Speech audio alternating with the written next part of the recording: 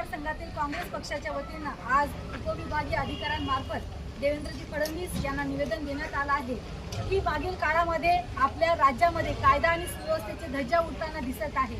अकोल्याचे आमदार आदरणीय साजिदभाई पठाण साहेब यांना बिश्नोई यांचे लोणकर यांनी धमकी दिली।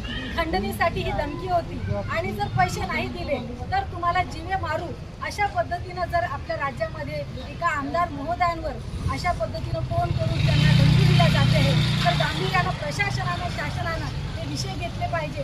अशा व्यक्तीला अटक झाली पाहिजे, त्यांच्यावर कडक कारवाई झाली पाहिजे। कारण याआधी देखील माजी आमदार बाबा सिद्दीकी यांना अशीच धमकी आली आणि त्यांचा खून याच गँगच्या लोकांनी केला आहे। म्हणून आमचं सर्वांच्या वतीने हे निवेदन आहे की शासनाने गांभीर्यपूर्वक या गोष्टीचा विचार घेऊन आमदार साजिद पठाण साहेब यांच्या सुरक्षेत वाढ करून त्यांना वाय दर्जाची सुरक्षा द्यावी। एवढंच नाही तर महाराष्ट्रामध्ये अशा पद्धतीनं कायदा सुव्यवस्था चांगला राहील यासाठी सर्वसामान्यांमध्ये चांगलं वातावरण निर्माण करण्यासाठी पुढील काळात कार्य उचललं पाहिजे।